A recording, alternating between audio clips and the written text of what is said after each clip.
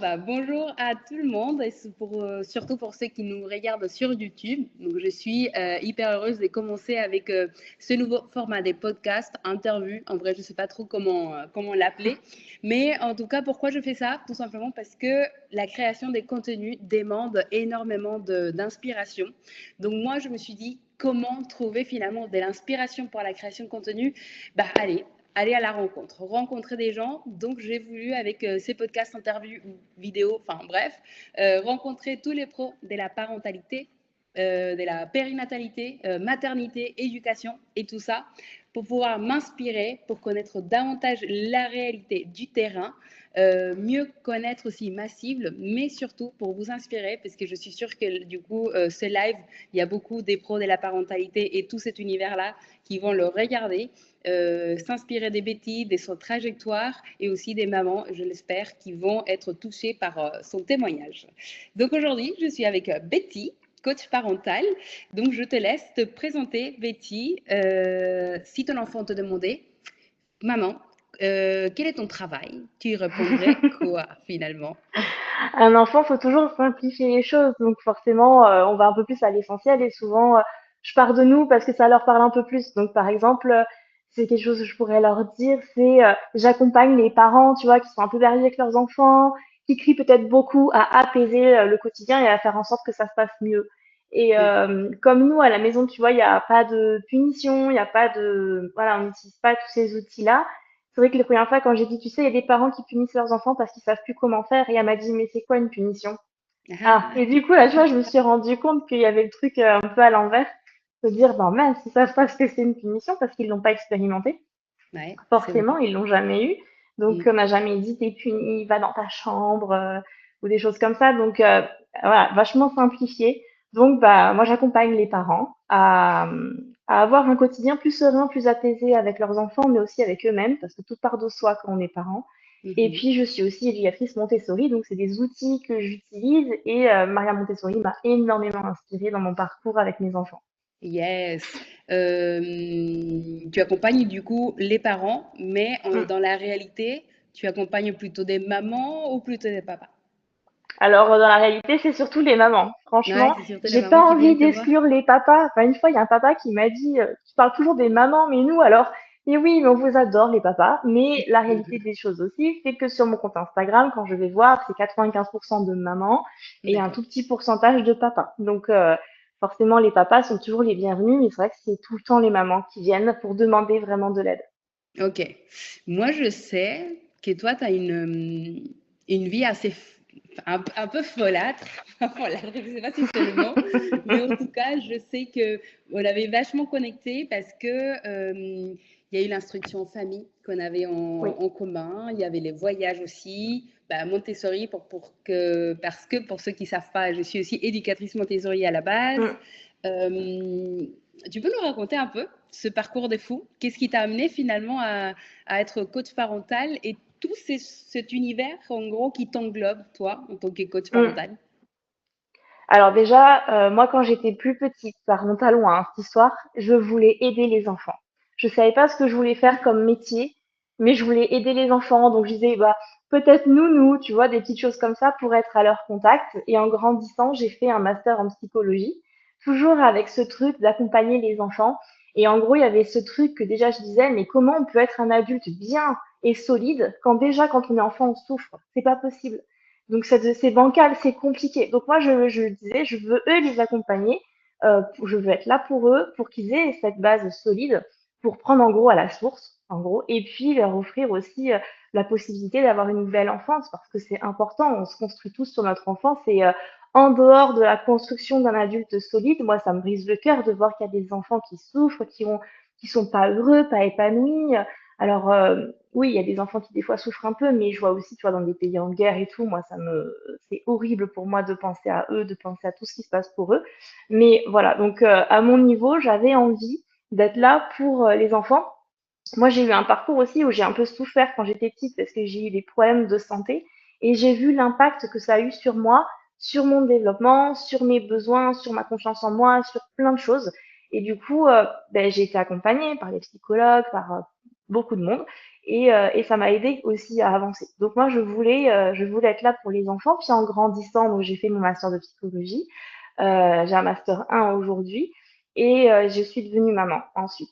Et là, si tu veux, ça a été un tsunami. Dans ma tête, c'était bon, ça va, j'ai un master en psycho, je vais gérer, moi ça va, je Mhm. comprends le développement d'un enfant, donc c'est bon, c'est gagné. Et là, j'ai cette petite personne entre les mains que je ne connais pas, qui me connaît parce que je suis sa maman, elle ne connaît que moi, mais qui pleure, je sais pas pourquoi, j'arrive pas à comprendre, elle dort pas, je comprends pas pourquoi, mon allaitement, il fonctionne pas, j'arrive pas à le mettre en place, je mets Ouais. bien un mois avant d'avoir un allaitement qui fonctionne vraiment, donc je me suis vraiment accrochée, on mettait plus de 2 heures à la mettre au sein quand elle pleurait, elle Ah, s'endormait au lieu de téter, enfin, horrible, horrible, et puis tous les conseils, l'entourage, les sages-femmes, les médecins, tout le monde donne des conseils différents. Tu dois faire ci, tu dois faire ça. Écoute-moi, je sais de quoi je parle. J'ai eu des enfants avant toi, non, non. Tout le monde donne son conseil et toi, tu es au milieu de ça. Tu te dis, j'ai tous ces conseils qui me parlent pas parce que c'est pas mon ressenti, mais apparemment je suis nulle, je sais pas faire, donc peut-être qu'ils ont raison parce que si je savais faire, elle serait pas en train de hurler tous les soirs. mm, Et j'ai en fait j'ai explosé. Et à un moment donné, on était épuisés parce que vraiment, enfin, on dormait vraiment pas. Moi, je voyais 5 heures du matin, 6 heures du matin. Quand je dis pas mm, dormir, c'est pas juste elle s'endormait à 2 heures. Hein. C'est que vraiment, elle s'endormait, je la pose, elle se réveille. Je ne pouvais pas dormir. c'est pire. Donc horrible, mais vraiment horrible au début. Et entre tous ces conseils, et à un moment donné, j'ai dit stop, j'en peux plus. Les conseils, c'est trop. J'ai des injonctions de partout. J'ai l'impression que je suis en train d'étouffer, je suis en train de me noyer, je suis épuisée. On me lance aussi des fois des pics en mode, ben tu l'as voulu ton enfant, hein, donc Mm. te plains pas de la fatigue, tu vois. C'est pas que je me plains, c'est que j'en peux plus et qu'on a tous besoin d'aide, même si on est heureux dans ce qu'on vit à un moment donné. Mm. Et donc j'ai dit, bah, on va se mettre dans une bulle et je vais reprendre la base. Je suis pas idiote, j'ai fait un parcours en psychologie, j'ai fait des Mm. études, j'ai un esprit critique. Donc moi, je veux comprendre, mais comprendre profondément. Je veux pas juste qu'on me dise, on a toujours fait comme ça marche, fais-le. Je veux comprendre pourquoi on fait comme ça. Et donc, j'ai commencé comme ça à lire. J'ai été aussi à la rencontre de maman. À l'époque, on n'avait pas trop Insta, on avait les groupes Facebook. Donc moi, Ouais, j'ai trouvé des c'est groupes vrai. de mamans Mm. et en mode SOS, mon enfant ne dort pas. Et j'écoutais tout ce qu'elle me disait. Alors, des fois des conseils, des fois des moi c'est pareil, c'est horrible. Et donc, voilà, je me sentais un peu moins seule par ce biais-là. J'ai été dans un lieu d'accueil par enfant, ce qu'on appelle un LAEP, Mm. avec des bénévoles où je pouvais venir avec mon enfant. Elle pouvait jouer, être sur un tapis d'éveil. Moi, je pouvais discuter. Et déjà, je me sentais moins seule aussi. Je pouvais venir en disant, j'en peux plus, elle s'est endormie à 5 heures cette nuit, je suis explosée. Personne me faisait de réflexion, personne me disait oh, arrête de te plaindre un peu, personne me donnait des conseils, mais des fois j'avais un ouais, t'as l'air épuisé, ça a l'air dur. Et donc, bah, petit à petit, j'ai avancé, j'ai fait des ateliers avec eux. J'ai fait Faber Mazi, j'ai fait un an de communication non violente par ce biais-là, parce que j'ai rencontré les intervenantes à cet endroit-là. Ok. Et puis, j'ai continué de lire. Et quand ma fille avait 2 ans, je suis tombée sur les livres de Maria Montessori. Là, ça a été une révélation. J'étais en mode, je dévore ce livre. C'était l'enfant. J'ai commencé par celui-là. En Ok. mode, mais elle est en train de mettre en lumière tout ce que je veux vivre avec mon enfant. Elle est en train de me montrer ma vision que j'ai de mon enfant. Parce que quand je disais, mais moi, je veux pas lui crier dessus, je veux pas la laisser pleurer, je veux pas la punir quand elle est plus grande, on me disait, mais comment, c'est comme ça qu'on fait, on a toujours fait comme ça marche, alors arrête de te plaindre et fais-le. Enfin, te plains pas, sinon, si tu dors pas, si tu Mm. la laisses pas pleurer, c'est normal, tu le cherches un peu aussi. Ouais. Donc moi, je disais non, je ne veux pas m'entendre parler. Moi, je veux pas être dans ce rapport de force avec mon enfant dès la naissance. Et je me souviens, un jour, j'ai dit à mon mari, mais faut qu'on trouve des solutions. Là, ça va plus, on va repartir de la base parce que je sais pas, mais là, on n'est pas heureux, on dort pas, on est épuisé, elle pleure tout le temps, on sait pas pourquoi, ça se trouve, elle souffre, on s'en rend même pas compte. Enfin, Mm. voilà, il faut faire quelque chose. Et petit à petit, j'ai compris. J'ai lu Catherine Guéguin, Isabelle Fidiosa, j'ai lu des études scientifiques pour vraiment Mm. comprendre ce qui se passe dans le cerveau. Moi qui à la fac était anti-neurosciences, je peux te dire que là, la neuroscience, j'ai bouffé. Je voulais savoir tout, je voulais tout comprendre. Et au fur et à mesure, j'ai tissé ma relation comme ça avec ma fille, j'ai trouvé mon équilibre, j'ai compris ce qu'elle vivait, j'ai compris pourquoi elle pleurait, pourquoi elle faisait des tempêtes émotionnelles, pourquoi elle avait des crises comme ça, parfois à se rouler par terre pour juste une cuillère ou ce qui me semblait vraiment anodin. Et Mm. du coup, ça a changé ma posture. Parce que quand tu comprends les choses, tu changes les choses, enfin, tu vois les choses différemment. Et aujourd'hui, du coup, j'ai trouvé mon équilibre. J'ai 3 enfants. Je pense que sinon, j'en aurais pas fait 3, Ouais. franchement. Ouais. Et ils ont tous 4 ans d'écart. C'est pas anodin non plus. C'est que bah, aux 2 ans de mon enfant, quand on s'est dit que ce serait bien un petit frère ou une petite sœur, moi j'ai dit non, je peux pas. Enfin, je vais mourir. Épuisé. Ça en a un deuxième, c'est ça. Je me vois pas. Moi, j'ai fait des allaitements longs, donc j'étais là, mais elle dort pas très bien. Elle a encore besoin de moi. Tu me rajoutes un bébé, j'explose, pas possible. Donc on a pris le temps et j'ai trouvé mon équilibre petit à petit. J'ai tissé tout ça. J'ai trouvé aussi mon organisation parce que de passer de 2 à 3 à 4 à 5, c'est pas pareil. Faut un peu Mm. tout remanier. C'est pas la même vie, c'est pas le même bazar, c'est pas la même charge mentale. Donc voilà, en gros. Et puis là-dedans, bah oui, on est parti vivre à l'étranger pendant 2 ans en Écosse. Parce que moi, quand j'étais ado, on va dire j'avais 16 ans, je suis partie 1 an aux États-Unis. Et donc Ouais. là-bas, dans des familles d'accueil, à vivre comme une américaine. Et du coup, j'ai appris à parler anglais. Et je trouvais que c'était important d'avoir cette ouverture d'esprit aussi avec les enfants. Je voulais qu'ils puissent voir autre chose, qu'ils puissent apprendre une autre langue, qu'ils puissent voir que dans d'autres pays, c'est pas forcément comme chez nous. Et Mm. ils ont eu cette expérience aussi d'être des étrangers qu'on ne comprend pas quand ils parlent. Tu vois, donc si eux, des fois, ils voient des étrangers, soit spontanément, ils les regardent, ils sourient, ils vont essayer de leur parler en français, en C'est mignon. anglais. Et tu vois, ils ont ce truc d'empathie de dire, je sais ce que tu traverses, je l'ai vécu aussi, tu vois. Ouais. Donc en gros, voilà ce qui fait un petit peu mon univers aujourd'hui. Ok. Mais tu fais aussi l'instruction en famille. Ouais. Oui, c'est quelque chose que tu fais depuis longtemps? Alors ma fille aînée, ma grande, a été en gros 4 mois à l'école Montessori quand elle avait 3 ans. D'accord. Et elle allait que les matins. Et ensuite, on a décidé d'arrêter. Son frère venait de naître. Donc, je me suis retrouvée d'un coup à la maison H24 avec une petite fille et son petit frère. Ah, ok. Mais en fait, ça m'a pas angoissée ni stressée parce que ma fille a été Hmm. juste 4 mois dans une école le matin, mais avant ça, elle était tout le temps avec moi. Hmm. Et puis, bah voilà, on s'adapte. Et puis, je me suis dit, de toute façon, là, c'est les vacances scolaires, donc on va bien voir comment ça se passe toute seule Ouais. avec mes 2 loulous. Et puis, on continuera sur l'année comme ça. Et moi, j'ai toujours ce truc de dire, s'il y a un truc qui te convient pas, tu changes, tu trouves des solutions. Et moi, ce qui me convenait pas, c'était d'être toute seule. Donc très Ok. rapidement, j'ai trouvé un entourage de familles non scolarisantes aussi, avec qui on se retrouvait toutes les semaines, avec qui on faisait Ok. beaucoup de sorties, et mais Cool. c'est tellement soulageant. Quand tu fais une sortie et que tu as ton bébé qui pleure, que tu as besoin de faire téter, que tu as les autres mamans qui te disent, t'inquiète pas, on va la prendre, on l'emmène avec nous, mais tu sais que tu as confiance, tu sais qu'elles ont la même vision que toi de l'éducation, et ben déjà, ça t'enlève un poids. Ouais. C'est J'ai énorme, ce l'impression, soulage. j'ai l'impression avec ce que tu racontes que ça a été dur quand même l'arrivée d'un enfant Oui, et ça a que été, ça a c'est été peut-être pas horrible, le coup pas de foudre horrible. quoi. Ouais. Non, mais sur le coup, déjà, mon bébé est sorti de mon ventre, j'ai entendu pleurer et j'ai eu une montée d'angoisse. Ah, J'ai eu ce truc de, c'est pas possible, là, c'est pas mon bébé, j'ai pas de bébé, moi, enfin, tu vois, d'un coup, la responsabilité et cette angoisse d'avoir un bébé, alors que je l'avais tellement attendu pendant 9 mois, je voulais vraiment avoir un enfant et j'étais heureuse qu'elle soit là. Et mm, puis de la voir et tu sais, c'est la première fois que je vois un bébé qui sort du ventre d'une maman. Enfin, c'est ouais. génial, j'ai vu. Et de la regarder, de me dire, mais en fait, elle est pas très jolie, tu vois, elle est un peu écrasée, elle est un peu rouge sur le visage et tout, et de me dire, mince, la pauvre, elle a une maman, et en plus, elle la trouve pas très jolie quand elle arrive dans ce monde. Donc non, ça a Non. été un peu, ouais, ça a été Mm, des grosses prises de conscience. Et puis surtout, j'ai eu un accouchement qui a été déclenché, donc assez douloureux, ouais. assez long Mm, aussi. Et puis, j'avais une équipe médicale ou 4 sur moi, mais qui me parlent même pas. À part allez-y pousser, ils me parlent pas. Ils parlent entre eux en mode et t'as fait quoi pendant les vacances, toi? Enfin voilà, pendant que moi j'accouche. Et puis ensuite, tout le monde se ok. barre. On nous laisse avec un bébé sur moi. Il n'y a plus personne qui vient. Ouais. Pendant 3 heures, on voit personne. Jusqu'à ce qu'on compte dans la chambre et la dame qui nous dit mais elle a tété. Et moi je regarde, je dis ben non, j'étais toute seule, je sais pas moi. Mais non, fallait la faire téter, elle a rien mangé depuis qu'elle est née, mais ça va pas du tout. Et on s'en prend un peu pour notre grade, tu vois, et on se dit, mon Ouais. Dieu, qu'est-ce qui se passe? Qu'est-ce qu'on a fait? Donc ouais, c'est compliqué. C'est vraiment le premier, ça a été compliqué. Les deux suivants, beaucoup plus fluides, beaucoup plus sereins, beaucoup plus Ouais. apaisés, parce que c'était pas mes premiers. Et eux, Ouais. par contre, quand je les ai vus, ça n'a pas été la même, ça n'a pas été l'angoisse. Ouais. Et je regardais leur visage, mais pas en mode, oh mon Dieu, mais il est pas très joli, tu vois.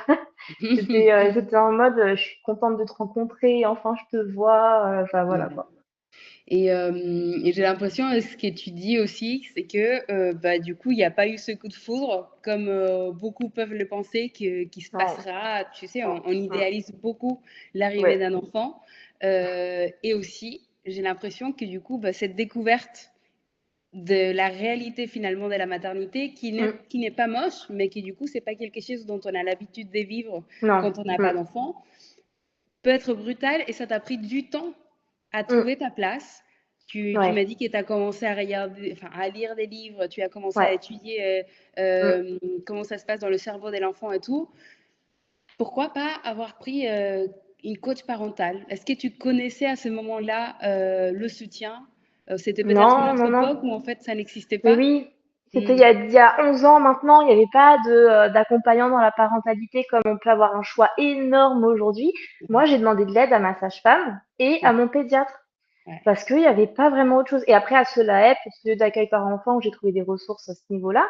Hmm. Mais enfin, moi, quand j'ai parlé du sommeil, ma sage-femme était en mode, bah, je sais pas, je vais vous donner de l'homéopathie contre les cauchemars, Ah, les angoisses, c'est peut-être ça pour elle. Le pédiatre qui m'a dit, vous inquiétez pas, même si elle pleure toute la nuit, elle va bien. Oui, mais en fait, c'est moi qui vais pas bien, tu vois. En fait, elle dort pas. exactement. Moi, j'aimerais bien qu'elle dorme, tu vois. Donc, je suis ravie de savoir qu'au niveau du développement, ça va bien. Ça me rassure déjà, mais à un moment donné, comment on fait pour qu'elle dorme? Et à ce niveau-là, on m'a donné le calmosine, s'il y avait mal au ventre, ça n'a rien fait. Il n'y avait pas d'accompagnement la parentalité comme aujourd'hui, ni au sommeil. Ouais, Moi, je suis tombée sur une famille, ma fille avait 2 ans, qui commençait à faire des vidéos YouTube sur le sujet. Elle avait déjà 2 ans. C'est les premiers que ok, j'ai connus à ce niveau-là. Et chez eux, j'ai ok, pris un accompagnement avec des vidéos préenregistrées sur le sommeil de l'enfant.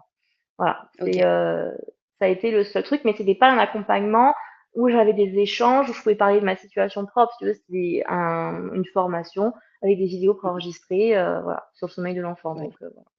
Donc pas personnalisé, quoi. Non, pas du tout. Ok. Non, non, mais bon, après, c'était beaucoup de la théorie. Au final, j'ai pas appris grand-chose. Et je me suis dit, au pire, ça m'a coûté 60 €. Si ça peut changer mes nuits, ben, ça vaut le coup. Et puis, si ça change rien, Ouais. ben, c'est pas grave. Ok. Donc j'ai pas eu l'impression de perdre quoi que ce soit, quoi. Ça a changé quelque chose ou pas? On va être Alors, honnête, je comme ça. dirais oui et non. La seule chose que ça a Mhm. changé, c'est que je me suis mise moins la pression à certains moments.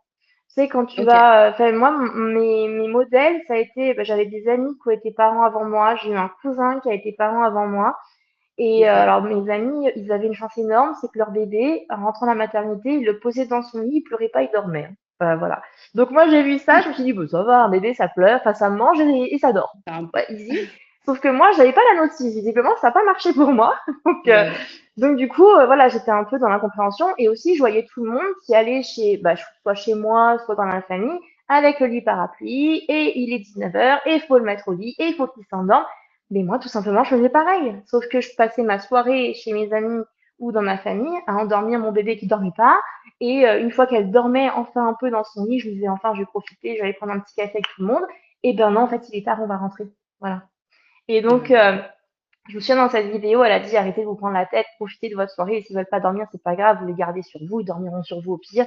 Mais profitez de votre soirée, c'est normal qu'ils aient besoin de votre présence, qu'ils aient besoin d'être avec vous, que s'il y a du monde, ils veulent profiter aussi. Donc on se calme. Et du coup, moi j'ai fait allez, au revoir le lit parapluie. Et effectivement, soit elle était sur moi, elle s'endormait sur moi et je la gardais et Ouais. je pouvais profiter de tout le monde. Soit elle était un peu en mode pump it up, mais après elle dormait dans la voiture et à la maison, elle récupérait le lendemain et c'est pas grave. C'est pas grave. Oui, Mais donc du coup, quelque ça m'a part, aidé à lâcher prise. ouais, exactement. Quelque part, cette mini formation que tu as appris sur le sommeil t'a permis d'entendre ce message en mode bah, détends-toi concernant le sommeil, tout Ouais, simplement. Et tu ouais, avais ouais, c'est besoin ça. de l'entendre à ce moment-là. Oui, j'avais besoin de l'entendre à ce moment-là, Mm. ouais, parce qu'on a tendance à se mettre la pression. On veut tellement bien faire. Ouais, Et puis, ouais. tu vois, t'as aussi le regard des autres où, ben comment ça, tu mets pas au lit maintenant? Il est quand même tard. T'as l'impression d'être une mauvaise mère, quoi. Ouais, on a toujours l'impression, on nous fait beaucoup culpabiliser, en effet, avec les C'est regards, ça. et puis surtout l'éducation, et ce que nous, en tant que parents, on aspire à donner à nos enfants, et a énormément changé des générations aux générations. Donc c'est vrai Ouais. que il est bon d'écouter notre maman, il est bon Mm, d'écouter notre tante, mais à quel point? Parce que mm. finalement, ce que nous, on veut, c'est une autre chose, en fait. Ouais. Ça aussi, c'est intéressant à creuser. Et, et donc, pour toi, ça serait laquelle la pire croyance qui existe concernant l'éducation des enfants aujourd'hui? Celle qu'il faut La vraiment pire, détruire, quoi. c'est que c'est facile, en fait. Mais c'est facile et c'est pas facile parce que c'est tellement ancré que c'est dur. C'est Ouais. d'arrêter de croire qu'il faut être supérieur à son enfant, qu'il faut être au-dessus de lui, qu'il faut qu'il obéisse par tous les moyens. Ça fait Mm. des ravages énormes. Et en plus, c'est faux. Enfin, faut arrêter de croire ça. C'est pas parce qu'à un moment donné, on reconnaît ses torts envers son enfant, ou on va s'excuser, ou on va être dans une communication avec lui qui va en profiter pour être malsain et avoir le dessus sur nous. Ils sont pas Ouais. pervers, nos enfants. Donc, à un moment donné, moi, ce que je me dis, s'il y a un enfant qui essaie d'avoir le dessus sur quelqu'un, que ce soit un Mm. enfant ou un adulte, qu'est-ce qui se joue pour lui? Qu'est-ce qui se passe pour lui? Dans son histoire, qu'est-ce qui a pu l'amener à avoir cette vision et ce comportement-là? Un enfant, quand il naît, il n'a rien demandé. À un moment donné, c'est nous, parents, adultes, société, qui tissons notre lien avec nos enfants. Et si on est en train de lui faire comprendre que, ben, en gros, si tu n'obéis pas, tu obéiras par tous les moyens, parce qu'en fait, soit c'est toi qui gagne, soit c'est moi, et j'ai plutôt intérêt à ce que ce soit moi, ça, il va le comprendre, hein. Mm. Et oui, il va peut-être se soumettre pour être tranquille, mais ça va faire des ravages, dans un sens. Ou alors il va se révolter en mode, moi, je veux pas perdre. Et c'est pas très positif non plus dans tous les cas. Ça fait des ravages énormes dans notre relation et dans leur construction. Donc il y a urgence pour moi à changer cette vision de l'enfant en France, qui n'est pas la même dans les autres pays. Et pour y avoir été, même si on parle beaucoup des pays nordiques, la Suède et tout, moi j'ai pas été Oui. là-bas. Mais déjà là où moi j'ai été, Ouais. les enfants sont absolument adorables. Ça fait pas des ados qui vont mal ou qui prennent de la drogue ou qui Ouais. manquent de respect aux adultes. Enfin, moi, j'avais été bluffée, nous, on était en Écosse et de voir la douceur des parents. Alors, pas tous, on va pas dire non plus que c'est parfait, mais déjà, il y en avait beaucoup dans cette voie-là. Et de voir Mm. leurs ados vachement en lien avec les adultes. Moi, ils ne me connaissaient pas. On parlait pas forcément la même langue. Moi, je parlais anglais, mais mes enfants, non. Mais ils étaient vachement tournés vers nous, ils étaient vachement à s'intéresser, ils n'étaient pas centrés sur eux. Ils avaient une réflexion quand il se passait des choses dans leur école, de dire c'est pas très cool qu'il se passe ça à mon école. Enfin, vraiment, j'ai trouvé ça passionnant et impressionnant à regarder Ok. et à observer et à vivre en fait. Et en plus, ça m'a confortée en me disant, ben voilà quoi. Voilà, c'est pas parce qu'on les a respectés quand ils étaient enfants et non Mm. punir, ça ne respecte pas un enfant. Hein, faut pas tout confondre. Crier sur un enfant, ça le respecte pas non plus. Mais c'est pas parce qu'on le respecte que forcément ils vont devenir mauvais. C'est tout le contraire. Ils vont grandir en nous imitant. On est leur modèle, nous, en tant que parents. Donc, si on est respectueux, comment ils peuvent devenir malsains? Ils vont être respectueux puisqu'on leur montre ce modèle-là. Donc, Ouais. faut incarner aussi ce qu'on veut voir chez eux sans se mettre la pression, évidemment, de maman parfaite. On parle pas de ça, c'est pas de ça qu'il s'agit, mais déjà la base, le respect. Et si moi je pense que quand on me crie dessus, c'est pas respectueux pour moi, bah ça l'est pas pour un enfant. Et pour rejoindre un peu ce que tu dis, j'ai aussi l'impression que qu'en fait, finalement, on pense qu'il faut avoir un rapport de force envers l'enfant. On pense que c'est comme ça qu'on va atteindre le respect. Mm. Parce que finalement, pourquoi un papa va être hyper strict et un peu violent avec son enfant? C'est parce qu'il veut qu'il comprenne que l'autorité, c'est le père. Mhm. Est-ce que toi, tu es d'accord avec ça ou bien tu dis, est-ce qu'il y a d'autres moyens finalement que de se faire respecter et d'avoir une autorité? Le problème là-dedans, c'est que ça marche. Parce qu'en fait, un enfant, s'il a peur, bah, il va vouloir éviter la punition, Mm. il va vouloir éviter, je sais pas, s'il se prend des fessées, de se prendre une fessée. Enfin, comme il a peur de son parent, il va faire ce qu'on lui demande. Mais il le Ouais. fait pas parce qu'il a compris, il le fait pas parce qu'il respecte, il le fait par soumission en fait. Mm. Et ça, c'est pas du respect du tout. Voilà. Mais sur le coup, ça donne l'illusion que ça marche parce que, bah, regarde, je lui ai crié dessus, il a eu peur, je lui ai menacé de le priver de sa console pendant 15 jours, du coup, il fait ce que je lui demande. Oui, mais il le fait pas pour les bonnes raisons, là. Il le fait pas en mode, si c'est important que je participe, j'ai compris pourquoi j'ai mon rôle dans la famille, je me sens dans une équipe, nanana. Il le Mm. fait parce qu'il veut éviter derrière la punition, donc c'est pas la même chose. Euh, pour moi, ça, faut arrêter les figures de papas qui doivent hurler parce que on leur apprend à être respectueux. Non, on leur apprend que quand on est un papa, on hurle sur les autres pour qu'on fasse ce qu'on dise. Mais on n'est Ouais. pas en train de leur apprendre à respecter les autres. Ça c'est et à être et à faire ce que eux ils ont à faire, à être dans la coopération. On n'est pas une équipe. Quand il y en a un qui est soumis, en l'occurrence souvent bah, les enfants, ça leur apprend pas à être dans un esprit d'équipe, à être dans l'entraide. Mm. Moi j'ai un exemple chez moi, je crie, ça m'arrive parce que je suis humaine, mais je Mm. le fais pas pour qu'il soit dans la soumission. Et du coup, pour moi, c'est important qu'on ait cet esprit d'équipe et que on soit dans la coopération. Donc des fois, oui, je leur demande de faire un truc, ils n'ont pas envie, mais ils savent que c'est leur rôle. Et tu vois, ce matin, mon fils a vidé de la vaisselle tout seul. J'étais pas avec lui, il l'a fait tout seul. Et il y Ouais. a des fois où du coup, je ne leur demande rien parce que je leur demande pas de faire quoi que ce soit, c'est moi qui fais. par exemple, étendre le linge, et spontanément, j'en ai un qui vient le faire avec moi. Soit ma fille de 11 ans, soit ma fille de 3 ans, parce que c'est son âge, mais mon fils de 7 ans aussi. Il y en a un qui va venir le faire spontanément. J'ai rien demandé. Ça fait pas partie de leur tâche à eux, mais ils viennent. Et Mm. quand je leur dis, bah merci, ça me touche que tu viennes m'aider, vraiment, merci, j'aime bien le faire avec toi. En plus, c'est trop bien. Il me répond, j'adore t'aider, maman, avec grand plaisir. Voilà. Ah bah Mais oui. tu vois, si j'étais en mode, fais-le parce que sinon t'es privé de télé, bah, ils vont Ouais, pas venir m'aider spontanément derrière parce qu'ils n'ont pas compris derrière ce qui se joue. Ils n'ont pas compris, ils n'ont pas cet esprit d'équipe, de coopération, de cohésion dans la famille. Ils vont le faire pour éviter de ne pas avoir la télé parce que je les ai menacés, parce que j'ai pas été cool. Mais du ouais, coup, spontanément, ça viendrait pas à l'idée de venir faire autre chose que ce qui sort de leurs obligations, entre guillemets. ouais. Ouais, je suis complètement d'accord.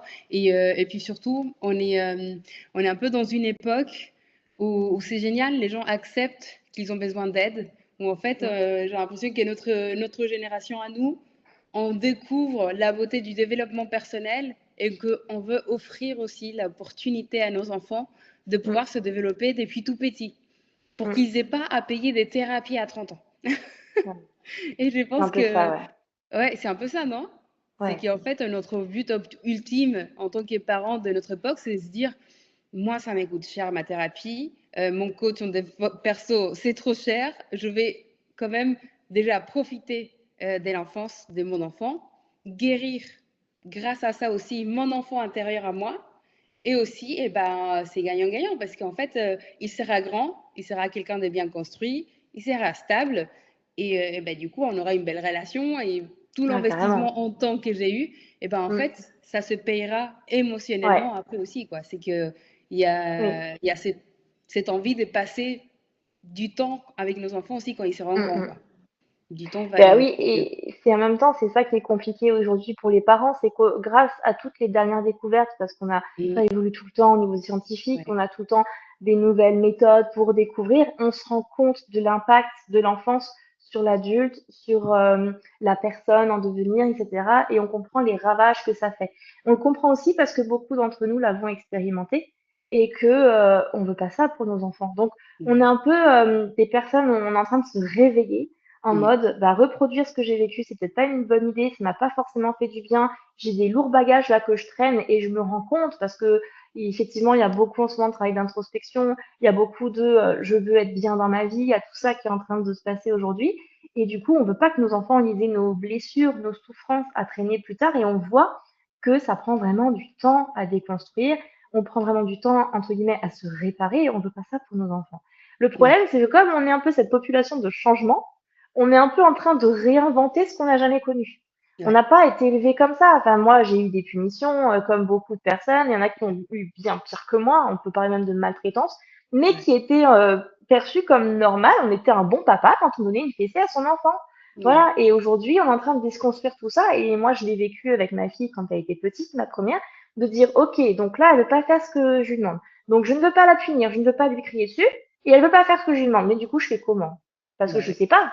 J'ai pas les outils, je l'ai pas expérimenté, j'ai pas grandi comme ça, j'en sais rien. Et sur le coup, on est perdu. Et du coup, c'est là où il y a des bascules, où il y a des parents qui deviennent soit laxistes, parce qu'ils savent plus comment faire, donc ils jettent un peu l'éponge dans l'emballage, je sais pas. Et comme je veux pas crier, bah, je vais abandonner. ouais, Et des mmh, parents qui, du coup, rejettent un peu ça aussi, parce que bah, c'est un peu douloureux, déjà. Ça demanderait aussi de prendre conscience que peut-être qu'ils ont souffert aussi, ils n'ont pas forcément envie de ça. Ça ouais, remet plein de choses en question, en perspective, et ça, c'est hyper dur. Enfin, ça demande beaucoup d'efforts de ne pas punir un enfant. Enfin, quand j'en vois qui disent c'est pas de l'éducation, faut le punir, c'est la facilité, machin, machin. Ben, je suis désolée, ne pas punir, c'est pas du tout la facilité de essayer de faire ouais, autrement, d'être dans une autre relation avec nos enfants, de prendre le temps de construire. Ça prend beaucoup de temps, ça prend beaucoup d'énergie, beaucoup d'accompagnement.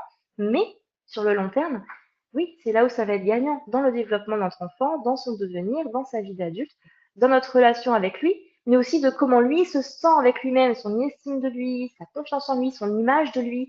Combien d'enfants ont eu l'impression et se sont perçus comme méchants, vilains, parce que mmh, tout le temps on lui disait t'es pénible, t'es puni, il y en a marre de toi, tu t'es un bon à rien ou je ne sais quoi. Combien d'enfants ont souffert de ça et ont l'impression d'être mauvais alors qu'ils ne le sont pas. ouais, Évidemment, enfin, c'est évident, personne n'est mauvais de base. Donc, ouais.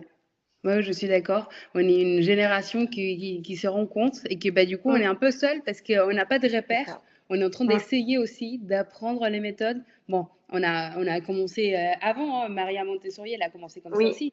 C'est qu'elle a testé des choses qui existaient, elle a innové aussi, elle a commencé à Mm. adapter avec des enfants d'un orphelinat. Donc, c'est un peu la même Oui. chose pour nous, quoi. On est en train d'adapter, utiliser quelques techniques anciennes, mais aussi des nouvelles, tu vois, c'est un peu instable, mais Oui. on a la chance aussi parce qu'on a avec nous beaucoup de connaissances. C'est-à-dire Mm. qu'on a déjà accès à ChatGPT, ce qui est énorme, donc Ouais. l'information partout, et on a des Mm. gens qui sont formés à ça. C'est-à-dire que on n'a pas juste la sage-femme ou le pédiatre, mais on a aussi Mm. du coup l'accompagnement parental. Ouais. La sage-femme, ok, elle nous aide beaucoup pour la grossesse. Le pédiatre nous aide beaucoup pour la santé, mais Mm. finalement, il y a eu un creux, tu vois, où on nous dit, mais mince, en fait, qui nous Ouais. aide après la naissance? En fait, on a Mm. été hyper bien pris en charge pendant toute la grossesse, arrivée de l'enfant, et en fait, on est complètement seul. Et un pédiatre, bon, je pense que je suis pas à Paris, mais on sait tous, en fait, il y a un pédiatre par ville, quoi. Donc, quelque part, le Alors moi, j'en pédiatre ai ne peut plus. plus nous aider. Ouais, non, moi, j'en ai plus de pédiatre. Il y en avait un pour Ouais. ma fille et elle est partie à la retraite. Maintenant, c'est médecin T'as, traitant t'as de vu? famille. On n'a plus de Ouais. pédiatre. Donc en fait, on est un peu seul à Ouais. essayer de comprendre nos enfants. Et c'est Mm. là, en fait, finalement, un coach parental, c'est Ouais. génial, quoi. C'est de ne plus être Oui, seul, nous inviter mais à c'est réfléchir important. en tant que parents Mm. et trouver le modèle qui nous correspond, quoi. Oui, oui, oui. Et puis, il y a cette difficulté aussi, quand on comprend le cerveau, on se rend compte que pour les parents, en fait, tout ce qu'ils ont emmagasiné quand eux étaient enfants, la façon Mhm. dont ils étaient avec leurs parents, la relation qu'ils avaient avec leurs parents et la façon dont leurs parents réagissaient, le cerveau, il enregistrait que, OK, quand un enfant fait ça, c'est un caprice, il faut pas céder, Mhm. il faut lui crier dessus et le punir. Forcément, ils enregistraient ça. Donc, notre pulsion première, ça va être de prendre l'enfant, de lui crier dessus et dire, attention, tu vas être puni, qu'est-ce que t'es chiant, ou je sais pas quoi. Du coup, bah, quand on veut faire autrement, il y a double peine parce qu'en gros, ça te demande de prendre conscience de cette pulsion-là, de te dire non, je ne veux pas faire ça, d'inhiber ton réflexe pour le remplacer par un nouveau comportement. C'est hyper dur, ça prend énormément de temps, donc oui, il y aura des ratés. Et Ouais. c'est là où les parents culpabilisent, c'est qu'ils ne savent pas faire autrement, mais c'est normal. Ils l'ont pas appris. Et encore une fois, leur cerveau a enregistré des réactions réflexes. Ils y peuvent rien. Ils ont Mhm. grandi dans cette ambiance-là. Mais c'est pas pour ça qu'on peut rien faire et que c'est désespéré. Ça peut se reconstruire. Donc c'est pas facile, mais c'est possible. Ouais. Alors, moi, j'aimerais bien maintenant toucher à un sujet, l'entrepreneuriat, parce que toi, tu es coach Mmh. parental, mais du coup, tu es Oui. aussi entrepreneuse. Ouais. Toi, tu es Montessori, tu es dans la Oui. bienveillance, de Mmh. non-violente et tout, C'est ça. l'écoute. Et finalement, est-ce que toi, tu appliques la communication violente avec toi-même? Est-ce que tu es bienveillante? Je dis ça parce que je sais que beaucoup des coachs et des thérapeutes sont un peu durs avec elles Ouais. parce que Ouais. c'est le perfectionnisme qui les guide. Est-ce que toi, tu appliques ces méthodes que tu apprends aux parents à toi-même dans ton parcours d'entrepreneuriat? Alors, on est toujours plus sévère avec soi-même. On a Mm, toujours des attentes plus hautes avec soi-même. Et il y a beaucoup de choses sur lesquelles moi j'ai du mal à lâcher. Tu vois, souvent j'ai ouais. une to-do list, j'ai des choses à faire et je suis maman, j'ai mes enfants tout le temps avec moi. Je sais Mm, qu'à un moment donné, je peux être interrompue et je vais devoir remanier ma to-do ou mon emploi du temps. Mais quand même, tout le temps, je me dis, j'ai prévu de faire ça aujourd'hui, je veux boucler ma to-do list aujourd'hui. Et du coup, je me mets la pression. Et du coup, c'est vachement difficile, même si j'essaye d'être dans cette douceur avec moi-même. Mais mm, n'empêche que je mets quand même une certaine pression, faut bien le reconnaître. Et j'ai tellement envie de pouvoir aider, accompagner. Tu vois, quand j'accompagne une maman, je sais que je donne tout en fait. J'ai ce truc de, ok, tu m'as payé un certain prix, mais je vais faire en sorte que, voilà, je vais pas m'attacher que au prix. Je dis pas, ouais, mais pour 200 euros, je vais te donner que ça, c'est que 200. Non, moi j'ai envie que ça aille au bout des choses, j'ai envie d'être là ouais. pour elle et je le suis réellement. Mais j'essaye de m'octroyer cette douceur en m'imposant des pauses quotidiennes. C'est-à-dire que j'ai des routines, ménage, pour entretenir la maison, pour que ça roule avec mes enfants, etc. J'ai Mhm, aussi des routines pauses. C'est-à-dire que je sais que tous les jours, après le repas du midi, je sais que je passe un petit coup d'aspirateur, je nettoie un peu la cuisine et après, je m'arrête. Je prends une boisson chaude, je m'assois, je souffle. Mes enfants le savent, donc des fois, ma petite pause. dernière, elle vient me voir, mais Mm, eux, ils vont dehors, ils jouent, ils font leur vie. Moi, c'est ma ouais. pause. Et je fais pareil avec mes routines sport. Je mets carrément dans mon agenda la routine sport. Sinon, elle passe à la trappe, je la zappe, hein. Genre, le mardi soir, 6 heures, c'est ma pause, c'est mon sport. Le mercredi, je vais à la piscine. Et je me fais ça parce que sinon, Moi, je le sais. Enfin, j'ai été étudiante à la fac, c'était mon défaut aussi. Je ne m'arrête jamais. Je bosse non-stop et je m'arrête pas parce que j'adore ce que je fais, parce que c'est passionnant et parce que je veux tellement apporter. Enfin, je sais que les mamans qui souffrent, elles souffrent vraiment et c'est vraiment dur pour elles. Mm. Et les papas aussi, évidemment. Hein, c'est une équipe parentale, Ouais. donc je sais à quel point ça peut être douloureux parce que je l'ai vécu. Et d'ailleurs, on voit le nombre de burn-out aujourd'hui pour les mamans postpartum et compagnie. Enfin, Oh, oui, c'est c'est incroyable. euh, c'est terrible. Mais pourquoi? Ben, parce qu'il y a tout un problème à ce niveau-là d'accompagnement, de pression sociétale, de on se met à la barre trop haute, de on se sent perdu, donc on comprend pas. Donc du coup voilà, j'ai un peu de mal, mais je me soigne. Ouais. J'essaye en tout cas. Ok. Donc, finalement, ce qu'on peut dire, c'est que oui, tu appliques toute cette parole bienveillante envers toi.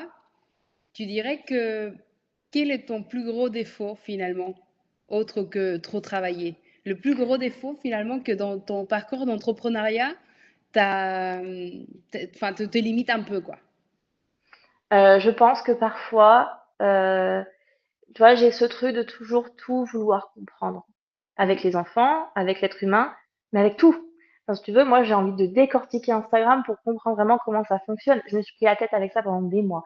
Toujours pas compris, hein. Mais je me suis pris la tête avec ça pendant des mois pour Tu n'es essayer pas de la seule. comprendre, pour sonder les uns les autres, pour aller voir mes coachs, pour me dire, mais dis-moi le truc. Enfin, je sais pas le secret, mais je veux comprendre pour pouvoir adapter mes actions, en fait. Donc, Mm, hyper compliqué. Et le perfectionnisme aussi. mm. Moi, je suis du genre à passer 3 heures sur un carrousel parce que je veux que les interlignes, elles fassent police 20 alors que le reste, c'est police 40. Et donc, je vais cliquer sur chaque petit truc pour mettre exactement bon. Bon, alors, du coup, j'essaye de faire plus rapidement et de moins être perfectionniste, mais Oui, n'empêche que quand je le vois, je me dis non, mais là, c'est pas harmonieux, faut que je le refasse ou faut que je le c'est retravaille ou plus non, mais il fort que faut que je toi. fasse mes petits trucs. Enfin, voilà, plus fort que moi. Donc, Ok. j'essaye d'être plus efficace à ce moment-là. Ça fait perdre une énergie et un temps de ouf Mm. et ça sert à rien, on s'en fout. Mais voilà, il y a ça. Et le fait de, encore une fois, essayer de vraiment tout comprendre, surtout, voilà, j'ai toujours ce truc et ça m'énerve, tu vois, je le vois quand je le fais. Je vois que je me dis non, mais arrête, juste fais-le, mais arrête. Et Ouais, non, je veux comprendre. Tu vois, on parle beaucoup de stratégie de poste. Et moi, ouais. j'en étais à un moment donné de dire, ok, mais c'est quoi une vraie stratégie? Pourquoi là, je parlerais par exemple des punitions? Pourquoi je parlerais pas plutôt du sommeil? Pourquoi un est meilleur que l'autre maintenant? Enfin, Mm. et je comprenais pas ça, tu vois. Et même encore aujourd'hui, je vais faire un poste parce que il y a un truc qui m'est arrivé dans ma semaine et je pense que ça peut aider, inspirer. Ça m'a donné une leçon, donc ça me fait un post. Parce que j'ai un tips qui peut donner, faire gagner du temps à une maman, et comme je viens de l'utiliser, j'y pense, alors je vais en parler. Mais pour Ouais. moi, c'est pas une vraie stratégie, ça, tu vois. Donc j'ai encore ce truc à ce niveau-là. D'accord. Donc tu penses que tu étais très perfectionniste et tu m'as dit que, en fait, toi, tu as fait des études en psychologie, enfin, tu es éducatrice Montessori. J'imagine que tu as pris plein de formations autour. Enfin, voilà, tu as une formation Mm, aussi concernant le sommeil bébé et tout. mm. Est-ce que tu souffres un peu du syndrome de l'imposteur? Euh, alors, un peu moins maintenant, Ok. mais ça m'a beaucoup, beaucoup pesé au début et surtout, j'avais ce truc de, mais il y en a qui font déjà ça, ce Mm. travail-là, qui le font déjà bien. Qu'est-ce que je viens faire là-dedans, moi? Personne ne me Ok. connaît, je commence tout juste. En fait, je sers à rien, tu vois, et je vais pas apporter grand-chose. Ouais. Le syndrome de l'imposteur, il revient un petit peu au galop, tu sais, quand j'ai un one-one avec une maman et que je me mets la pression en mode punaise, mais ça se trouve, je sais pas, je vais pas réussir à Ah, l'aider. c'est Enfin, tu drôle. vois. Et du coup, à chaque fois, le one-one se passe, je suis presque en apnée à tout donner. Moi, je joue ma Mm. vie, quoi. Enfin, je veux vraiment que ça l'aide. Et je finis en mode, ah, j'aurais pu faire mieux. Ah, mais peut-être que ça l'a pas aidé. Ça se trouve, elle Mm. trouve que je suis nulle. S'il faut, c'est pas fait pour moi. Jusqu'à ce que j'ai un retour en mode, c'est génial, tu m'as donné cette astuce. Je l'ai essayé le soir même et ça a marché. Ah, yes. Et en mode, ah ouais, sérieux, mais voilà, et tu vois, le syndrome de l'imposteur, je pense qu'on l'a tous un petit peu. Et puis, c'est aussi un chemin pour Ouais. essayer de lui dire, ciao, dégage et laisse-moi travailler, quoi. Ouais. Top. J'ai une petite question aussi concernant Mm. toi, en fait, ton rythme, parce que bah, du coup, tu as 3 enfants. Ouais, La plus âgée, elle a 11 ans, c'est ça? oui, c'est ça. 11 ans, école à la maison. Ouais, Toi, tu es entrepreneur, ouais, tu es solopreneur même, c'est-à-dire que tu ouais. n'as pas une équipe à côté de toi. Non, non, non, pas Euh, encore. Peut-être un jour. ouais, c'est un jour, ouais, c'est prévu en tout cas. Bah, j'aimerais bien, ouais, un jour, c'est-à-dire que si j'ai une équipe, je suis plus toute seule, j'aide beaucoup, beaucoup, beaucoup de mamans Ouais. et je suis en train de réussir ma mission de vie. Donc, oui, je trouve ça chouette. Mais du coup, comment tu fais en fait? Comment tu fais concrètement pour gérer l'école à la maison? Parce Mm, que une entrepreneur normale avec les enfants, bon bah les écoles, enfin ils vont à l'école, tu vois, et donc mm, on a une petite plage des 7 heures pour bosser en quoi que ce soit. Mais du coup, ouais. toi, tu fais comment? Dis-nous. Alors moi, j'ai une organisation assez, enfin millimétrée ou presque, mais en même temps fluide aussi, parce que je sais que tout peut être mis en question dans ma journée, que Ouais. tout ne se passe pas toujours comme prévu avec les enfants. Donc du coup, je sais que bah, il faut que je sois capable de très vite rebondir. Et aussi, bah, des fois, je suis en mode, allez, c'est pas grave. Du coup, bah, je ferai demain, c'est pas grave. Ça m'est arrivé la semaine dernière parce que mon mari s'est blessé, il est à la maison. Mm. Forcément, j'ai plus de charges. Donc, il y a des choses, normalement, je poste tous les jours. Là, pendant 2 jours, il n'y a pas eu de poste Ouais. parce que j'ai dit, bah non, ma priorité, là, du coup, elle est ailleurs. C'est aussi pour ça que je suis à la maison. Donc, tant pis. Comment je fais? Alors, déjà, j'estime qu'il y a une chance là-dedans. C'est que comme j'ai mon temps qui est compté pour travailler, hormis mon perfectionnisme qui me bousille un peu, mais je vais à l'essentiel. C'est-à-dire que si je fais un post, je vais pas être sur mon téléphone en train de scroller en mode oups, j'ai pas fait mon post, tu vois, 1 heure Mhm. après. Non, moi je sais que j'ai, je sais pas, un quart d'heure pour faire mon post, et ben j'ai un quart d'heure pour faire mon post, pas 1 minute de plus parce que j'ai pas que ça à faire. Donc du coup, je vais à l'essentiel parce que bah, j'ai 3 enfants tout le temps avec moi. Ouais. Ensuite, j'ai une organisation qui fait que je m'adapte à mes enfants. Je vois eux leurs besoins, je vois la journée que j'ai avec eux, et à partir de ça, je brode moi ma journée de travail en gros. C'est-à-dire que mes enfants, par exemple, vont se lever, ça dépend des matins, mais entre 8h30 et 9h30. Ça dépend de ce qu'on Ok. a fait le soir, ça dépend du matin. Moi, je me lève entre 6 et 7 heures et je bosse tout ce temps-là à la maison pendant que tout le monde dort. Des Ok. fois, ma petite dernière, elle va se lever avant, elle va venir dans mes bras et elle va me faire un câlin. Moi, je continue de bosser, je lui parle un peu, je lui dis bonjour et en fait, elle reste dans mes bras, elle tête encore le temps de se réveiller. Elle peut rester comme ça 1 heure. Donc, moi, je bosse Ouais. en même temps. Ok. Ensuite, quand eux se lèvent, mes enfants déjà sont très autonomes parce qu'ils sont en instruction en famille. Ils Ouais. savent qu'ils sont tout le temps avec moi. J'ai besoin qu'ils soient autonomes. Je peux pas être là tout le temps derrière leur dos à tout faire pour eux. C'est pas possible, ça marche pas. Ouais. Donc, ils sont autonomes. Je suis là pour les aider s'il y a besoin. Mais pour leur petit-déj, ils savent où sont les choses. Ils prennent ce qu'ils ont besoin. Moi, j'ai Mm. toujours des fruits sur la table et tout. S'il y a besoin d'aller chercher un jus de fruits que c'est un peu lourd, je vais les aider. Mais sinon, ils se débrouillent. Moi, je continue de bosser pour s'habiller. Mes grands, ils se débrouillent. Ils s'habillent tout seuls. Moi, je continue de Ouais. bosser. Et ensuite, je m'arrête et je vais être avec ma fille, ma petite. Je vais l'aider à s'habiller. On va commencer nos activités. Le repas du midi, on fait ensemble. Ils cuisinent tout le temps avec moi ou quasiment tout le temps. Ok. Et puis, je retravaille du coup le soir. Donc, je travaille environ le matin. Ça dépend entre 3 et 4 heures déjà. Donc, de 6 heures jusqu'à 9, 10 heures. Ok. Et je retravaille le soir quand mon mari rentre du travail ou quand il a fini. Donc parfois à partir de 18 heures, bien souvent c'est à partir de 18 heures. Et même si mon mari n'est pas à la maison, parce que des fois il rentre tard, à partir de 6 heures, mes enfants ils sont plus en mode ils jouent, ils se mettent en pyjama et après ils font ce qu'ils veulent en gros. Donc moi je Ouais. bosse aussi à ce moment-là et je rebosse 2, 3 heures jusqu'à ce qu'on mange, jusqu'à ce qu'on se couche. Mais après, tout au long de la journée, en sous-marin, je suis aussi en train de faire mes stories. C'est-à-dire que, bah, par exemple, pendant ma petite pause café, mes enfants sont en train de jouer dehors, je vais faire une story. Ou alors, bah, des fois, j'ai un message, ma fille, elle est en train de lire à côté de moi ou on est en train de colorier ensemble, je vais prendre 5 minutes, je vais répondre à mon message et je continue mon coloriage avec elle. Et en fait, Mm. en sous-marin, comme ça, en même temps, je fais mes stories, je réponds à mes messages, tout ça, et Ok. en étant avec eux. Par contre, il y a un truc auquel je tiens, c'est que pendant les activités ou quand je joue avec eux, genre je fais un jeu de société, je vais prendre quelques photos pour moi et hop, j'excite le téléphone, je veux être pleinement avec eux. C'est Mm. hyper important pour moi d'avoir des moments où je suis dans des moments de qualité, où on est hyper connectés, où on est ensemble. Et pour moi, un parent qui est en mode vas-y, lance les dés, hein, vas-y, j'arrive sur son téléphone en même temps, on n'est pas connecté, on n'est pas vraiment ensemble. Le parent, il est à Ouais. moitié sur son téléphone à faire autre chose. Donc non, ils ont besoin aussi qu'on ait ces moments où au revoir le téléphone et on est Ouais. vraiment ensemble, quoi. Ouais, je Donc suis d'accord. pendant les activités, j'ai le téléphone pour quelques photos, mais adieu le téléphone et je suis avec eux, je suis concentrée et on est dans une relation ensemble, quoi, à ce moment-là. Et du coup, lors des appels avec les clients et tout, eux Mm. aussi, ils se gardent tout seuls, en fait. Oui, voilà, ils se débrouillent. Alors moi, ça arrivait une fois, ma fille était en train de faire la sieste, elle s'est réveillée pendant le live et du coup, elle est venue, mais en fait, elle est venue dans mes bras, elle est restée comme quand je travaille, en fait, Ouais. et j'ai pu continuer à faire mon live en même temps. Ça peut arriver, on le sait. Et Ouais, puis, euh, et puis ça voilà. peut arriver. Et puis finalement, ce n'est pas non plus quelque chose de gênant puisque il y a des parents en face de toi. Bah, c'est ça, donc je pense qu'ils comprennent. Je suis en train d'allaiter mon enfant. Ça va choquer personne. Je suis avec mes enfants tout le temps. Là où ça pourrait être gênant, je comprends, c'est que s'ils viennent foutre le bazar autour de moi en train de hurler Oui, tout pendant à que je suis fait. en one-one, là évidemment, mais ça j'y veille et je leur explique et ils savent.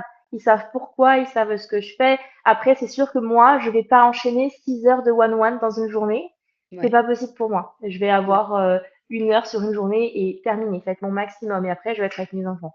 ouais. Et toujours, on fait ça. Ils savent que là, je vais avoir 1 heure où je fais un live où je suis en one-one. Donc, ils doivent me laisser tranquille. Bon, sauf s'ils s'ouvrent la main et qu'ils pissent le sang, ok, mais hormis ça, ils me foutent la paix. Par contre, Ouais. après, je suis avec eux. Je coupe tout et je dis, là, j'ai fini ma journée, quoi, tu vois, et je suis avec vous. Ouais. Voilà. Et ça te Donc, il y a permet cette d'avoir du coup des contrepartie. petites sessions, des deep work, quoi. En gros, des Mm. bien concentrés, bien focus, quoi. Ouais, Ok, ouais, ouais. ça, c'est top. Ok. Et du coup, toi, tu dirais quoi comme ça, comme dernier mot avant de quitter les gens à quelqu'un qui veut entreprendre, mais qui s'est dit, j'ai des enfants, franchement, c'est pas le moment. Je retourne au salariat ou même ils ont peur en fait finalement de s'élancer parce qu'il y a des Mm. petits êtres dès qui s'occuper. Tu leur dirais quoi? Je leur dis que, alors pour moi, les enfants, je les ai jamais vus comme un frein. Je les ai toujours vus comme mon moteur, parce que si je fais ça, c'est aussi bah, pour pouvoir être avec eux au quotidien, pour pouvoir les accompagner, Mm. pour vivre d'une passion, oui, pour pouvoir aider les autres enfants, mais je fais aussi pour eux. Et je pense que on est aussi les exemples de nos enfants et de leur montrer que bah, quand on veut vivre quelque chose, quand on a des ambitions, c'est possible. C'est pas facile, il faut s'en donner Ouais, les moyens, parfois se faire ouais, accompagner, mais mm, c'est possible si on ne lâche pas et si c'est important pour soi. Et que ensuite, ce sera jamais le bon moment. C'est pas quand on sera à la retraite que ce sera le bon moment. Là, on se dira, à quoi bon me lancer maintenant? J'ai été dans le salariat toute ma vie parce que j'avais des enfants. Maintenant, il me reste quoi? 5 ans à faire et après, je suis à la retraite, donc laisse tomber l'entrepreneuriat. Non, mm, on peut toujours faire un projet à côté. Si on a les enfants qui sont à l'école, ben, on a les journées d'école, on peut se lancer. Si mm, on travaille en CDI à côté parce qu'il faut bien vivre, on peut toujours trouver une petite heure dans sa soirée ou se lever un peu plus tôt le matin ou travailler un peu plus le week-end peut-être pour rattraper sa semaine et commencer à se lancer petit à petit comme ça. Mais en ouais, gros, si c'est vraiment important, je vais pas faire croire que c'est facile parce que ça ne l'est pas. Ça demande une organisation, mais ouais, c'est possible. Et encore une fois, moi, mes enfants, c'est mon moteur. Enfin, s'ils étaient pas là, je serais peut-être dans le salariat en me disant, ah, j'aimerais bien pouvoir être à mon compte, mais j'aurais peut-être moins de moteur à le faire. Là, moi, je veux vraiment, mm, c'est trop important pour moi de les accompagner et d'être là avec eux et d'être présente, etc. Donc, c'est ça mon moteur aussi. Ça en fait partie. ouais. Sinon, bah, peut-être que je serais dans une école Montessori actuellement, tu vois. Oui, effectivement. Et Voilà, donc non, mais c'est beau bah, parce qu'en fait, moi, je partage aussi la même réalité, même si ça y est, moi, je pars au bureau, enfin, c'est-à-dire, j'ai loué quand même oui, j'ai vu, oui. un bureau parce que il fallait plus dédier du temps, Mmh, ouais, plus concentré. Mais moi, j'ai commencé aussi comme ça et je pense que c'est une grande richesse aussi mmh, pour nos enfants de nous voir entreprendre.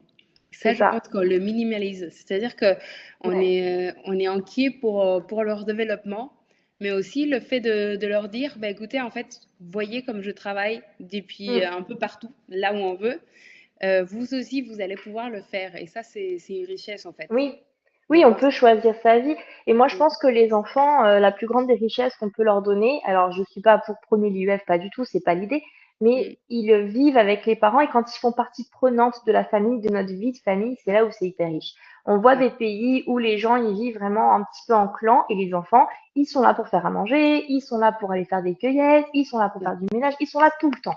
Et ils font partie de la vie d'adulte. Et jamais on dit à un enfant dans ces endroits-là, ah non, t'es trop petit, va jouer plutôt avec tes petits trucs là et laisse-moi faire les trucs de grand. Non, pas du tout. Donc, moi, c'est aussi cette vision-là. Quand je travaille, ils s'intéressent à ce que je fais, mm, ils savent ce que je fais comme travail, etc. Et des fois, ma fille même me dit, oh maman, ça, tu pourrais peut-être parler de ce thème-là pour un prochain mm, poste. Enfin, tu vois, elle est ouais, un peu investie aussi et elle a parfois envie de donner sa voix, de donner son avis. Ou si je lui dis, là, je suis bloquée, je sais pas comment dire, ah bah dis-moi ce que tu veux dire, je peux peut-être t'aider. Enfin, ils aiment ça aussi, ils grandissent avec ça. Et ça, je vais le faire dans toutes les parties de notre vie. Quand je fais à manger, ils viennent. Je vais jamais leur dire, non, t'es trop petit pour faire à manger. Mon fils de 7 ans, il commence à avoir des couteaux qui coupent fort, quoi. Alors à sa taille, adapté à sa main. Mais comme il cuisine depuis quasiment bébé, bah, il se fait pas mal, il est prudent, il sait faire, il a les gestes. Pareil pour le bricolage, ils ont une mallette d'outils, c'est des vrais outils, c'est un vrai marteau, c'est un vrai tournevis, il a une petite perceuse visseuse et quand mon conjoint va bricoler, il prend sa mallette d'outils, même avec mon papa, il prend sa mallette d'outils et puis il propose, est-ce que tu as besoin d'un tournevis, est-ce qu'il faudrait ça? Ah, Et c'est il est mignon. partie prenante du truc. Ben, Mm. voilà, et jamais on leur dit, non, laisse, t'es trop petit, va jouer ailleurs. Enfin voilà, quand on fait du jardinage, pareil, ils sont là, ils creusent des trous dans la terre avec nous. Enfin, et je trouve que c'est ça la richesse d'apprendre vraiment la vie. Quand on me dit, mais toi, tu n'es pas à l'école, ils font pas partie de la société. Mais alors déjà, quand je vois des copains, des fois on est 20. Alors, Ouais. pardon, mais et ils ont 20 copains, ils les connaissent tous. Et ils ont donc 2 ans à bah, parfois 15 ans. Et ils sont tous Mm. ensemble à interagir avec nous, les adultes, et entre eux, il n'y a aucun problème. Mais en plus de ça, ils sont hyper débrouillards. Voilà. Ah, maman, j'ai abîmé un truc, il faudrait le coudre. Et ben, hop, on va le recoudre. Ils vont regarder comment on fait. Moi, dans mon truc Montessori, en plus, j'ai des trucs de couture, donc ils font aussi dans la salle d'activité la couture. Enfin, ils sont hyper débrouillards. Moi, à chaque fois que ma grand-mère, elle voit mes enfants, elle me dit, punaise, mais alors, quand elle était plus petite, à 2 ans, elle boit déjà dans un verre normal. Mais à 2 ans, elle se sert déjà toute seule d'un plat. Mais à 2 ans, elle essaye déjà de couper de sa viande toute seule. Enfin, voilà, et elle était bluffée. Ben oui, Ouais. et en même temps, ils sont tout le temps avec nous et on les fait tout le temps participer à tout. Donc, forcément, très rapidement, bah, ils se débrouillent, quoi. Ouais, ouais, ouais, tu raison. C'est bon, moi bon après il y a juste une petite anecdote, avant de nous quitter, mais c'est vrai que moi en Thaïlande, bah, j'ai vécu 2 ans là-bas. J'ai vu que les enfants faisaient complètement partie en fait de la société. Tout est pensé pour eux. Enfin non, en fait même pas que pour eux en fait, tout est pensé pour, tout le monde en fait. Et Donc oui, c'est ça. l'enfant trouve aussi sa place et moi Mm. ça me faisait halluciner parce qu'il y avait des enfants qui venaient couper des bananes avec des machettes comme ça, immenses. L'enfant, il avait Ouais, 4 ans, il prenait le truc ouais, et il venait couper avec les impressionnant. parents et tout. Je sais, mais c'est hyper dangereux. Donc moi, occidentale, bon, même si je suis chilienne, occidentale quand même, j'essayais de dire, mais fais attention, tu vas couper la tête de quelqu'un. Mais en fait, non, là-bas, tout est naturel. L'enfant, il fait partie de ça, de l'activité, même si du coup, l'activité suppose d'avoir un gros couteau comme ça. Ouais, Et ça, je le trouvais vraiment magique. Et ouais. surtout, bon, bah, du coup, j'avais à cette époque-là juste ma fille, mais qui avait 1 an de vie. Mm. Donc, j'étais pas du tout expérimentée dans tout ce qui est la parentalité. Et en fait, le fait de voir que dans cette culture, tout marchait bien avec les enfants entre les pattes, avec les enfants en train de faire les mêmes activités que toi, je me suis dit, ah ouais, en fait, c'est beau, et j'avais l'impression du coup, de moins subir le fait d'être maman, quoi. De se dire, ah, en Complètement. fait, je dois pas tout faire pour eux, quoi. Et Ouais. ça, c'est hyper reposant. Et Mm. surtout, bah, la culture thaïlandaise, c'est des gens très, très calmes. Et le fait Mhm. de voir que tout le monde était calme parce que l'enfant prenait des gros couteaux, je me disais, c'est ça que j'ai envie, quoi, de faire confiance à mon enfant, qui va pas se Mm. blesser, bon, bien évidemment à côté de lui, hein, mais et de se dire, oui, j'ai une charge, mais tout va bien se passer parce qu'il sait faire aussi, quoi, parce que je lui fais Ouais, confiance, tu vois. Et ça, ouais. c'était assez beau. C'est une belle école, quoi, d'avoir Et vécu ouais, dans. ouais, mais oui, oui, souvent on minimise leur potentiel. Ça, Maria Ouais. Montessori le disait aussi, ils sont capables de tellement plus que ce qu'on pense. Et Mm. nous, en France, on essaye tellement de séparer la vie des enfants, la vie des adultes. Mais Ouais. non, non, non. Et c'est tellement plus simple quand on mélange tout, finalement, comme tu dis. Moi, souvent, quand on me dit, mais les enfants au resto, ils ont pas leur place et tout, mais si on adaptait un peu plus le resto, si on mettait un petit tapis avec des coins jeux, même si c'est des jeux récupérés, on s'en fout. Eux, c'est nouveau, c'est la découverte, on peut prendre le temps de manger, eux ils peuvent bouger un peu, ils peuvent aller jouer, ils peuvent découvrir des choses. En général, il y a plusieurs enfants, ils commencent à se faire un peu des copains. Ça se passerait tellement mieux si tout Ouais. était pensé différemment pour les familles. Et effectivement, ça aide tout le monde. Il n'y a pas longtemps, j'ai rencontré par hasard une des Québécoises qui était en vacances dans ma région. Et du Ouais. coup, on a commencé à discuter. J'ai des amis au Canada et elles m'ont dit, mais c'est dingue, ici, déjà on voit pas d'enfants. Il n'y a jamais d'enfants dans les rues parce que bah, ils sont à l'école jusqu'à 5h30 des fois, hein, donc Ouais. voilà. Et il y a Ouais. rien qui est adapté. Elle me dit, on va dans des restos des fois, il y a même pas de table à langer, il y a même pas de chaise haute. On doit Ouais. nous se débrouiller. Elle trouve ça dingue. Eux, ils ont carrément des salles d'allaitement pour les mamans dans les supermarchés, hein. Ouais. Donc avec un fauteuil, enfin un truc cool et tout. Et là, il y a rien. Donc elles ont été assez impressionnées. Et moi encore, ça m'a fait un électrochoc de me dire, ben ouais, on en est quand même à ce point-là, quoi. Il y a Ouais. pas, c'est pas du tout adapté. Et en plus, maintenant, on commence à dire aux parents, désolé, mais c'est pas possible de manger chez nous, vous avez des enfants, pardon. Ouais, Allez c'est manger fou ça. ailleurs. Enfin, moi, ça me fait C'est vriller, fou. hein. Ouais. Oh, moi aussi, ça m'a tué. Ça me Donc, tue. les enfants, c'est notre avenir. Donc, ce serait peut-être temps de les inclure, qu'ils se sentent bien, qu'ils soient épanouis et de changer notre regard des choses, notre vision et notre société à ce niveau-là. Ça, c'est Il y a tout à refaire, quoi. Ouais. Donc en fait, ça, c'est un appel aux femmes qui veulent entreprendre ou qui sont entrepreneuses, qui osent dire aussi, bah, en fait, on a des enfants, c'est Mm. possible. Oui, on n'a pas tous les mêmes 24 heures, ça c'est clair. Oui, C'est différent d'entreprendre oui. avec des enfants. Ouais, non, mais c'est Mais ça. ouais, je pense que c'est hyper important de Mm. lever un peu la voix et de dire, en fait, vos enfants ne sont pas votre poids. Et si C'est vous pas un sentez ennemi, que c'est ce pas un poids, sont exactement. ouais, si en fait les parents qui nous regardent, ils sentent que c'est un poids, c'est justement le moment d'aller consulter un coach parental C'est ça. parce que justement, il y a quelque chose à régler et qu'il y a quelque chose qui n'est pas équilibré justement. Et c'est Mm. le moment de se faire accompagner. Moi, je Ouais. suis certaine, en tout cas, que votre métier va changer le monde, va vous nous Non, mais permettre, nous, en carrément. tant qu'adultes, de embrasser l'enfance, Ouais. de vraiment De mieux les permettre comprendre. d'accueillir l'enfant et leur dire, OK, Mm. vous avez votre place dans ma vie, votre place dans la maison, dans les Mm. sphères publiques, dans le travail et partout. Ouais. C'est vrai que Ouais, c'est c'est ça. notre avenir. Ouais, Hein. complètement. Et je pense que pour les personnes qui veulent entreprendre mais qui n'osent pas, on a tous quelque chose à offrir. Ouais. Moi, je suis sûre qu'on a tous quelque Mm. chose à offrir et qu'on a tous des choses dans lesquelles on sait faire que les autres savent pas. Alors, on sait pas toujours mettre le doigt dessus parce que nous, ça nous paraît facile. Mais oser, essayer, et qu'est-ce qu'on risque à essayer? De toute façon, pas grand-chose. Au Ouais, pire, ben, on a essayé et au mieux, on a réussi. Donc, il tout à n'y a fait. pas de raison. Moi, je dis que tant qu'on Ouais. lâche pas l'affaire, ben, il n'y a pas de raison qu'on réussisse pas. Mm. Et moi, je sais que j'aurais eu énormément de regrets de pas oser le faire et de subir une vie qu'au final, je choisis pas vraiment, quoi, tu vois. Ouais, ça a raison. Bon, merci beaucoup Betty, en tout Merci cas à toi. pour ton partage.